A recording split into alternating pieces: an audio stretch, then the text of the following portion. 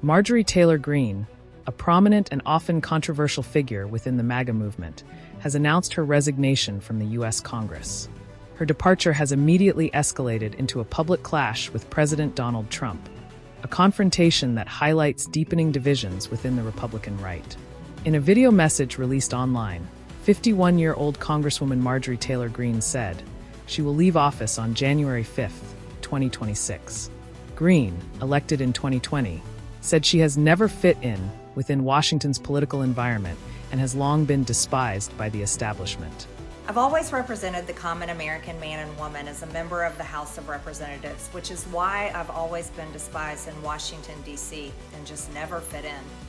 Americans are used by the political industrial complex of both political parties, election cycle after election cycle, in order to elect whichever side can convince Americans to hate the other side more.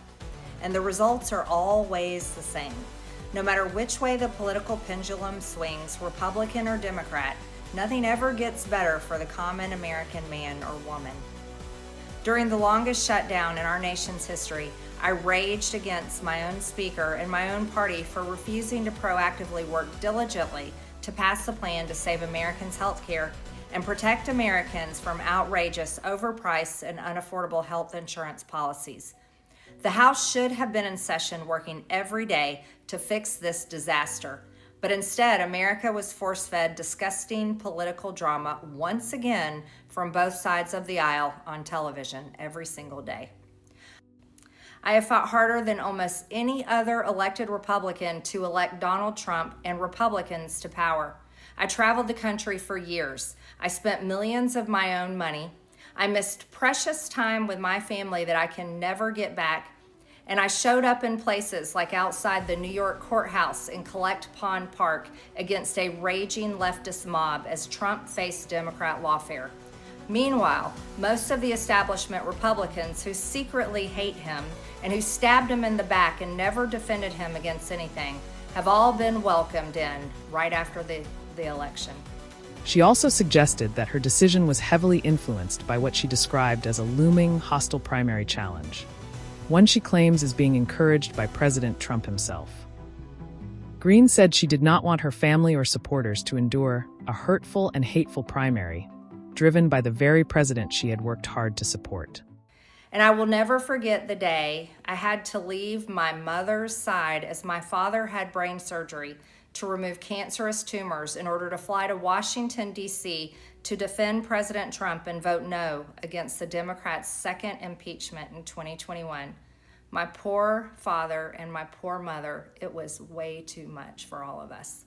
Standing up for American women who were raped at 14 years old, trafficked and used by rich, powerful men should not result in me being called a traitor and threatened by the President of the United States, whom I fought for.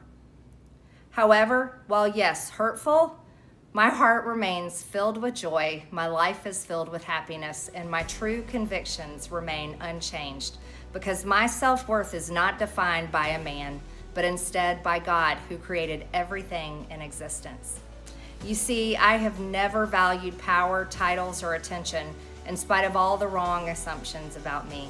I do not cling to those things because they are meaningless and empty traps that hold too many people in Washington. I believe in term limits and do not think Congress should be a lifelong career or an assisted living facility. President Donald Trump reacted sharply on Truth Social, referring to her as Marjorie Traitor Brown. He said Greene went bad after he declined to return what he described as her never-ending barrage of phone calls. The statement marks one of the most direct public breaks between Trump and a leading MAGA-aligned lawmaker. Greene's resignation comes at a moment when the MAGA movement is confronting internal strain. If I am cast aside by the president and the MAGA political machine and replaced by neocons, big pharma, big tech, military-industrial war complex, foreign leaders, and the elite donor class that can never ever relate to real Americans, then many common Americans have been cast aside and replaced as well. When common American people realize and understand that the political industrial complex of both parties is ripping this country apart, that not one elected leader like me is able to stop Washington's machine from gradually destroying our country, and instead the reality is that they, common Americans, the people, possess the real power over Washington, then I'll be here by their side to rebuild it. Until then, I'm going back to the people that I love, to live my life to the fullest as I always have, and I look forward to a new path ahead.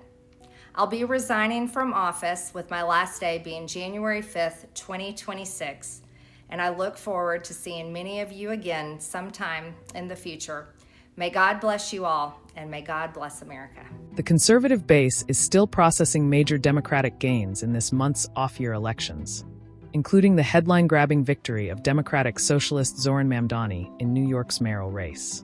These results have triggered renewed questions about strategy, unity, and leadership inside the Republican ecosystem. A significant point of internal disagreement has also emerged around President Trump's position on releasing emails linked to the Jeffrey Epstein case. Hardline activists have demanded full disclosure, while Trump's approach has been more cautious, creating friction and widening ideological rifts within the MAGA coalition. Marjorie Taylor Greene's resignation is more than a political exit. It reflects shifting power dynamics inside one of America's most influential political movements.